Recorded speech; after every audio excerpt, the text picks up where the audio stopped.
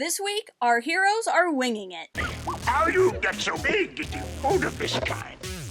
Hello and welcome into my spoiler review for Clone Wars, the 7th season, 3rd episode, On the Wings of Keeradaks, I believe is how you would say it.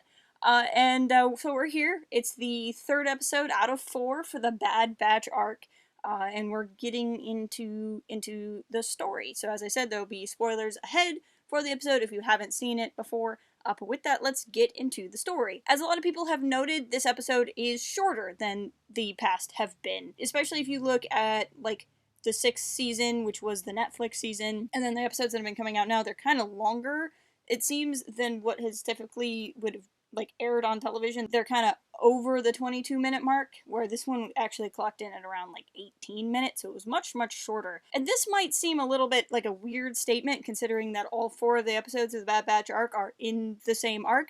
This episode felt more like a part 2 to the last episode than it felt like a part 3 to the Bad Batch, and that's not necessarily a bad thing. Basically, the end of the 2nd episode is finding Echo and pulling Echo out of the weird stasis chamber, and then really just cutting the episode off there, not letting us know what exactly is going on. This episode picks up right where that episode left off. We have discovered Echo, and we're seeing the fallout from that. Ultimately, I think the episode was a lot of fun, but I feel like it would be stronger watching these episodes together, and I think that's true of any arc. This just feels like the last episode ended at a cliffhanger, and then this is really more of the story that follows the cliffhanger than it is a story in of itself. Which is, like I said, if you are binge watching this show and not watching it week by week and not waiting for more installments, it's going to feel completely natural to fall where it does. In a weekly release, it can feel a little bit like, okay, like, I want to get to what's going on. And I think it especially felt that way for me because I had watched the animatics. I already knew what was up with Echo, even though I don't necessarily remember, like, most of what happened because I watched it a year ago. I don't know. Like, I'm not trying to sound complaining or down on it. It was more of, really just felt like more follow-up from last week than kind of its own thing. That said, the thing it was absolutely amazing. I like following these clone arcs. I've always liked clone-centric arcs in the show. I know that a lot of people are really excited and waiting to get to the Ahsoka arcs, and I certainly am. I'm really pumped to finally get to see those episodes. But in a show called The Clone Wars, I can hardly consider clone-centric episodes a divergent from what the story is trying to tell. Especially because we're not necessarily going to see a lot of these guys in any other time period. I really like to explore the clones where we can, when we can, and see what's going on with them. Even though I feel like this episode was more of just a continuation from what should have been a larger second episode out of 3 as opposed to 4 individual episodes, I liked the content we got because it's a lot of really interesting stuff going on with Echo. So as I said, where this episode picks up, it's Tech and Rex, and they're trying to disconnect Echo from the chamber that he's in while Anakin and the rest of the Bad Batch keep the droids off of their case. What's going on with Echo is really gruesome. It's terrifying.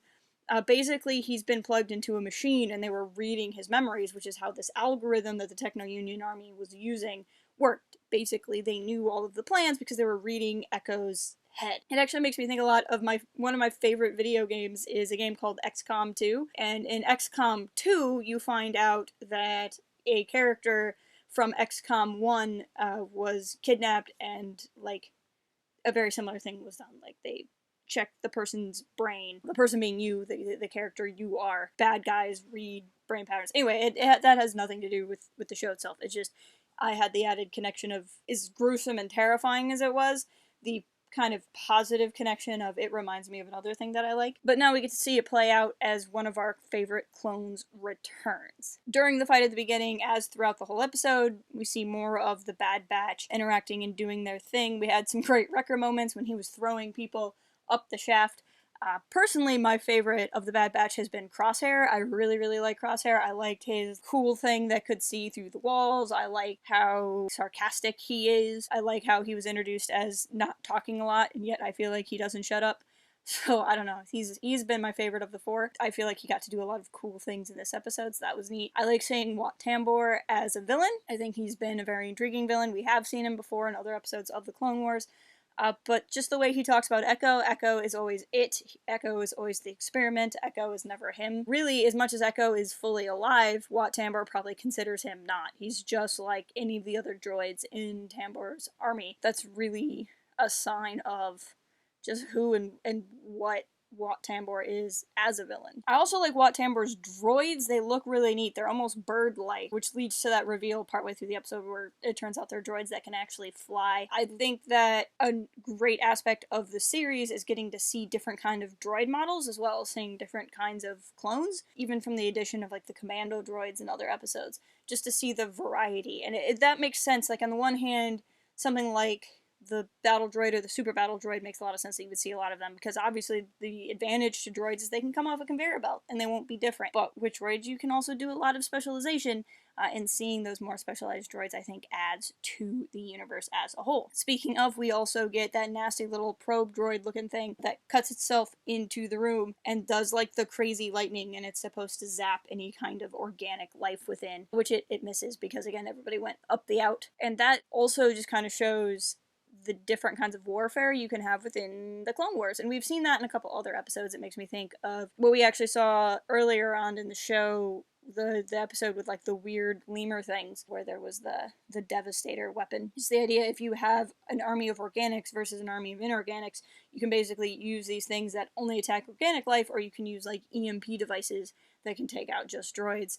And the kind of mass danger to either side of the army for something like that versus a war of like all organics where you couldn't necessarily do something like that. But on their way out, Wrecker blows up the room. Tambor is really mad because he's just lost everything that has been going on with his crazy little experiment. They're walking through the shafts. Echo now kind of is starting to seem more like his old self. When he woke up, when he got unplugged from the machine, he was even cracking a joke with Rex, so it was kind of nice to see him coming back, waking up now that he doesn't have like the computer juices in his head anymore. And here Echo is able to use the bad things done against him to the team's advantage, because they were in his head, but he was also able to get into their computers. So he knows the whole layout of where they are and how to get there. He's got a droid hand now that he can use to hack into things. He's definitely changed a lot, and yet he's the same old Echo. So he helps them find their way. They're out crossing on this giant beam from one part of the building to the next, try to get a ship out of there. The animation here was especially stunning, just to see the colors of the planet. Anytime you're in this big open space, it really shows what Clone Wars is good at visually. While they're out there, they get cornered, droids are coming in, and that's when Tech is able to call in the cavalry, as it were, and they're able to fly on the things and head back towards the village. I appreciated Anakin is the first one to jump on. Echo was actually the second, as far as I noticed. So again, it's another sign of like Echo kind of waking up, getting revitalized, and kind of finding his old self. The rest get away. That's when we find out the droids can fly, and they know they're in a lot of trouble. They fly back to the village, the droids follow them there, and the villagers are very upset. See, our heroes had promised not to bring the war to their doorstep, but here the war has come anyway. Anakin apologizes for this, and then Rex gives a rousing speech explaining, look, we couldn't do nothing, look at what the Techno Union did to my friend, they claim to be neutral, and they can't be, and that kind of rallies the villagers to help them, not just because they have to, because the fight's coming to them regardless, but to actually want to take up arms and be a part of the fight. I just find it fascinating that the Techno Union is described as being neutral. We saw this a lot in past seasons of the Clone Wars with the banking clan, that there are these people, or even the Trade Federation, that there are these people who are there in Attack of the Clones, who are there with Dooku, and the companies and organizations and planets they represent are still considered neutral somehow. And I think that shows to the play that Palpatine was making in this era, and the bureaucracy and corruption that was going on that would allow this to happen, because Wat Tambor has been a villain. You know, he was part of taking over Ryloth. It's Techno Union's droids are the droids they're fighting against, so it's just really wild to me that we would hear that. And then there's always just the interesting notion of what Clone Wars really did was talk a lot about how the war kind of comes to you no matter what, and you have to take up a stand in that fight. To me, it's something kind of surface level in the show, that the show's always been like, hey, you need to pick a side, but then I'm kind of like, yeah, but once they leave, is Wat Tambor come back and fight them again? Like, what's going to happen? Although I think that's a lot of what we're going to see in next week's episode, because we are not at the conclusion of the arc just yet. Just as an aside, I like the people of this village's voices.